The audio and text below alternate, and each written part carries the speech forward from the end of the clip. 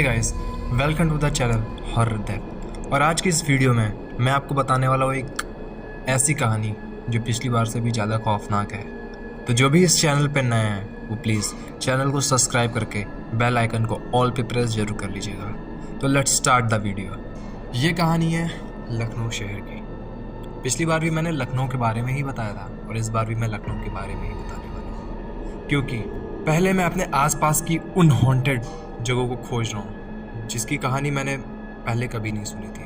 और इन कहानियों को मैं जान के एक ऐसे जहान को रिलेट करने लगा हूँ जो कि हमें पता भी नहीं है, जिसको हम देख भी नहीं सकते हैं, लेकिन वो हकीकत में होती है। तो लेट्स स्टार्ट द वीडियो। बात है 2018 की, जब रामलाल की पूरी फैमिली बनारस छोड़ के लखनऊ में आई होती रहने के लिए। रामलाल जो कि एक पुलिस ऑफिसर होते हैं, उनका ट्रांसफ़र लखनऊ शहर में होता है, जिसे कहा जाता है नवाबों का शहर। तो लखनऊ के आलमबाग नाम के जगह पे इनकी पूरी फैमिली रहने के लिए आती है। ये बनारस से लखनऊ आ तो गए थे, पर इनके पास रहने के लिए कोई जगह, कोई मकान नहीं था। फाइनली इन्होंने रूम्स ढूंढना स्टार्ट किया, क्योंकि ये उस जगह पे नए थे, तो इनको ज़्यादा नॉलेज ना होने के कारण उस जगह पे इन्होंने आसपास की अपनी सारी जगहों पे पता किया।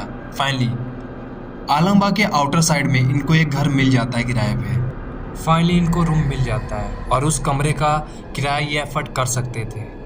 इनकी फैमिली का पूरा एक हफ्ता तो सिर्फ सेटल होने और रूम ढूंढने में ही निकल जाता है। लेकिन श्यामलाल, जिसकी नई पोस्टिंग होती है, उसको सिर्फ एक हफ्ता ही मिला होता है सेटल होने के लिए, और फाइनली वो सेटल हो जाते हैं। लेकिन इनकी पूरी फैमिली ने पहली रात से ही नोटिस करना चालू कर दिया था कि रात के 11 बजे के बाद उस मोहल्ले में एकदम सन्नाटा पड़ जाता है।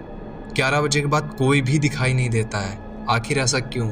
श्यामलाल और उसकी फैमिली ने ये सोच के उस चीज़ को इग्नोर कर दिया कि शायद लखनऊ, जो कि हमारे लिए नया है, यहाँ पे लोग जल्दी सो जाते होंगे क्योंकि वो दिन भर थके हुए होते हैं। उन्होंने एक चीज़ और नोटिस की थी कि 1 बजे के बाद कुछ आवाज़ें आना चालू हो जाती हैं, शायद कोई रो रहा हो। श्यामलाल और उसकी फैमिली ने ये सोचे इग्नोर कर दिया कि शायद पड़ोस में कोई पड़ोसी ड्रिंक करके अपनी वाइफ को मारता वगैरह होगा। उन्होंने इन चीज़ों को इग्नोर तो कर दिया था, लेकिन अगर उनको इस मोहल्ले का इतिहास पता होता तो शायद वो पहले ये मोहल्ला छोड़ के चले गए होते। श्यामलाल, जिसकी नई पोस्टिंग लखनऊ में होती है, वो अगले ही दिन अपने जॉब पे चला जाता है।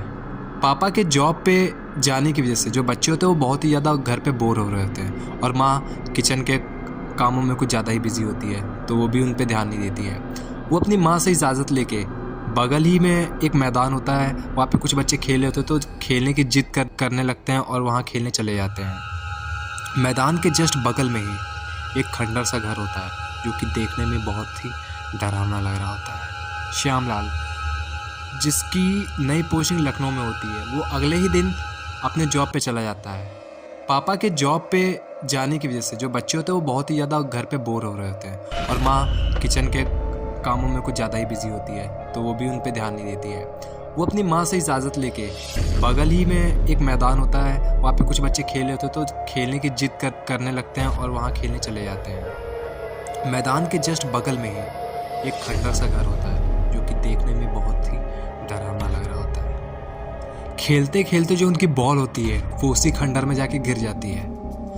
जो श्यामू होता है वो बहुत ही ज़्यादा शरारती होता है, तो उसने कहा कि मैं बॉल लेके आऊँगा। सारे बच्चों ने मना किया कि प्लीज़ वहाँ मत जा, क्योंकि वहाँ पे हमारे मम्मी पापा भी मना करते हैं कि इस घर में नहीं जाना है। तो जो श्यामू होता है उसके मन में ये चल रहा था कि आखिर में इस घर में ऐसा है क्या, सारे बच्चे मेरे को मना कर रहे हैं, क्या इसमें कुछ ऐसी चीज़ है जो ये लोग मेरे को नहीं दिखाना चाहते हैं? क्या यहाँ पे बहुत सारी बॉल गई है जिसके कारण ये लोग मेरे को नहीं जाने दे रहे कि मैं वो सारी बॉल पा जाऊँगा? तो ये सारी थिंकिंग थी उसके मन में। बच्चों के काफ़ी मना करने के बावजूद जो श्यामू होता है वो खंडर से घर में चला तो जाता है, और वहाँ से वो बॉल ले भी आता है, सही सलामत होता है, उसको कोई दिक्कत नहीं होती है। सारे बच्चे एकदम हैरान होते हैं कि आखिर मम्मी पापा जो होते हैं वो क्यों मना कर रहे थे। आखिर में घर में तो कुछ वैसा भी कुछ नहीं था, क्योंकि जो श्यामू होता है वो भी अंदर उस घर से, खंडर से सही सलामत निकल के आता। तो ऐसा इसमें है क्या जो हमारे मम्मी पापा मना करते हैं?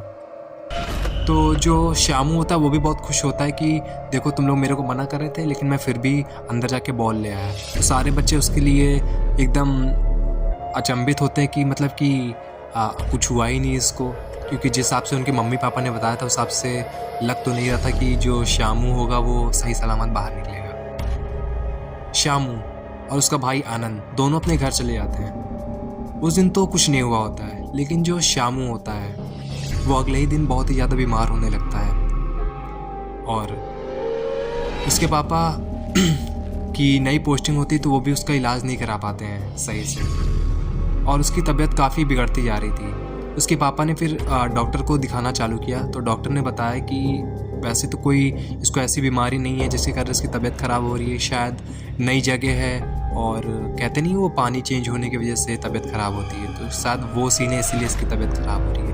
लेकिन श्यामू की तबीयत कुछ ज़्यादा ही ख़राब होने लगी थी और जो आनंद होता है उसने उसको मैदान वाली और उस खंडर वाली सारी बात उसने बताई। जो मोहल्ले वाले होते हैं उन्होंने तो श्यामलाल को कोई भी किसी भी घटना के बारे में या उस मोहल्ले के इतिहास के बारे में तो कुछ नहीं बताया था, लेकिन श्यामू ने जो हरकत की थी उस खंडर में जाके वो सही नहीं थी, क्योंकि उस खंडर में ही कुछ ऐसा था जिसके कारण पूरे मोहल्ले वाले अपने बच्चों को मना करते हैं कि उस खंडर में मत जाना।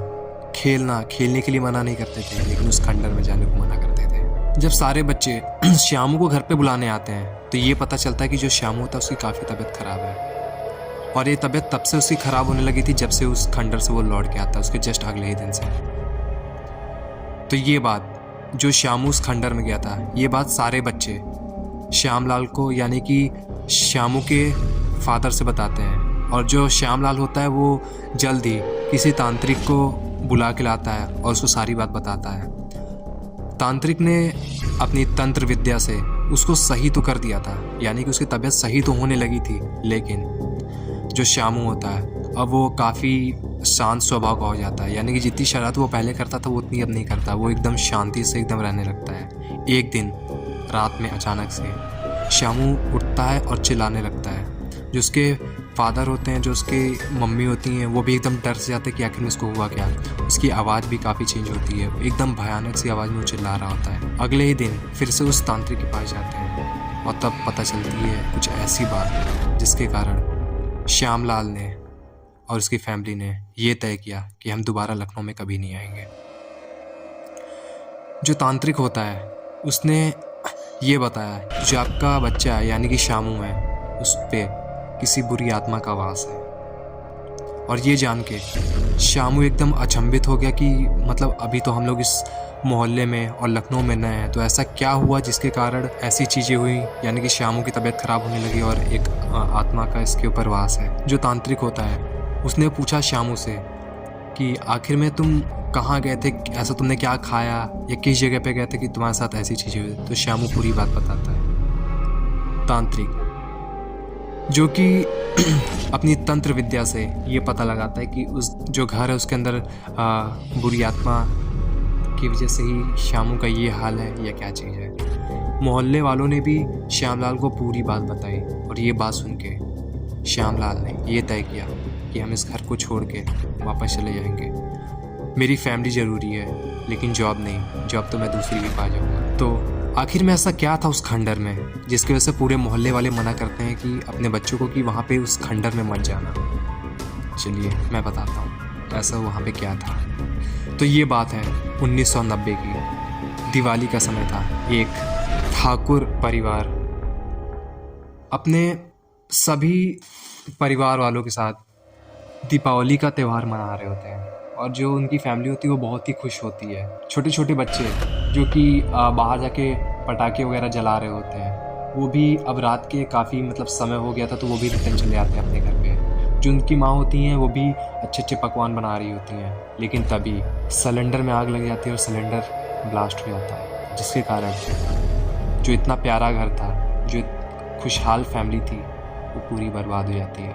और तब से लेके आज तक उस खंडर से रात में रोने की आवाज़ आती है, क्योंकि पूरे परिवार ने उस खंडर में अपनी जान गंवाई थी और शायद इसी वजह से पूरे मोहल्ले वाले अपने बच्चों को वहाँ जाने से मना करते हैं। और शायद यही कारण है कि जब से श्यामलाल की फैमिली यहाँ पे आई थी तब से उनको रात में रोज़ किसी के रोने की आवाज़ आती है। तो ये थी लखनऊ के आलमबाग की कहानी।